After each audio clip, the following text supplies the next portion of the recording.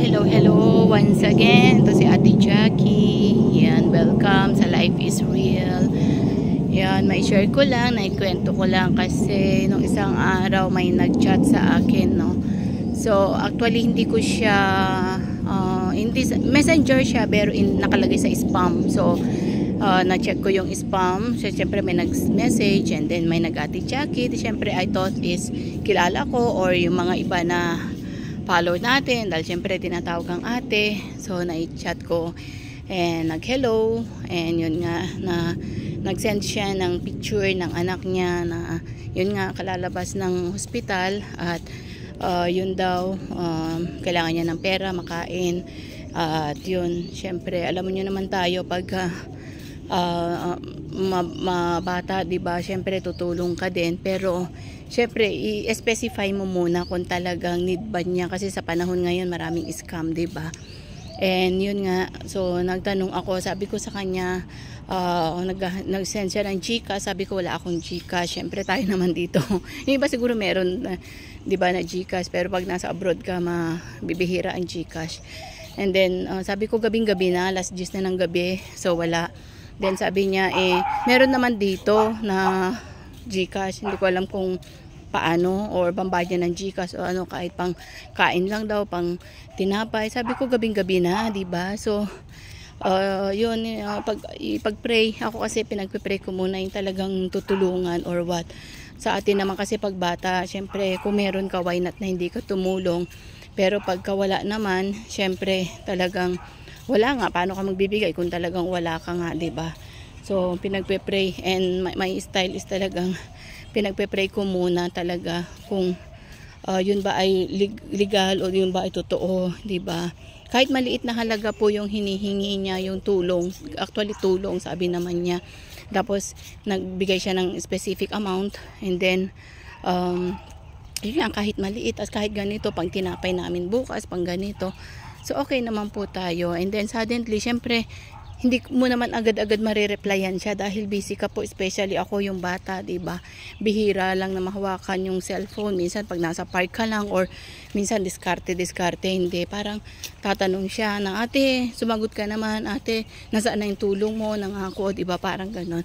So totoo naman na tumutulong tayo sa mga tao po na nakakakilala sa akin. Talagang really po na kung meron ako at talagang needed, pinagpe-pray ko at sinabi ng God specific po na tumutulong ako, especially yung amount kasi kailangan sa akin is sinasabi ko lahat sa Panginoon. Pag sinabi niya bigyan mo, kasi pag hindi ka nang obey sa Panginoon is a big liable, no, sa Panginoon. Kasi kahit pinagpaguran po natin ng pera, alam nyo namang OFW, yung gigising ka maaga, tapos ganyan, nahihirapan kayo, yung nasa init ka, tapos nagtatrabaho ka, diba? Pero kahit effort po natin yan, bigay pa rin yan ng Panginoon Diyos kasi siya nagbibigay ng kalakasan, siya nagbigay ng work. So kailangan din na i-share natin kung meron at karapat dapat naman yun, diba? And yun nga po, and suddenly yun yung sabi niya na talagang matulungan po natin siya. Okay naman po, walang problema. And then itanong ko po sa kanya, ilan na po yung anak mo, anong trabaho ng asawa mo. Siyempre kailangan konting imbestiga. That's the wisdom na binigay din ng Panginoon. At yung anak niya 4. So isang 20 years old, 16, 13, and 9. Tapos sabi ko, kailan yung hospital yung anak mo? I thought na baby yung anak niya or maliit na talagang kalalabas sa hospital. Yun yung bunso niya, yung 9 years old na hospital. Siyempre bata pa rin yun. And then suddenly na sabi niya 3 weeks ago. So 3 weeks ago na yung nailabas niya sa hospital yung bata, yung anak niya. And then ngayon siya humihingi. Ang sabi niya pangkain, pang ganito. Ano sa trabaho ng asawa mo? Wala daw, construction worker. Alam niyo, nasubukan ko po talaga na ako laki sa hirap.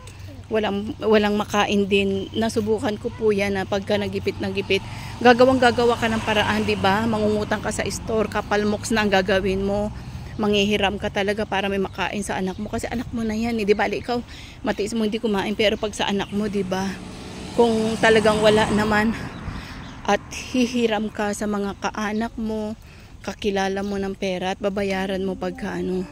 Pero yung manghihingi ka sa sa FB or sa Messenger, siguro normal naman sa mga relatives or pero hindi yung sabihin na natin okay, humiram ka o humingi ka, pero don't force the person, 'di ba? Kasi kusang magbibigay yung tao, especially pag galing sa heart yan at nakita ka talaga, tutulong na tutulong, magbibigay talaga Pero kung talagang pino-force mo yung tao, kahit maliit na bagay, hindi ka bibigyan, 'di ba?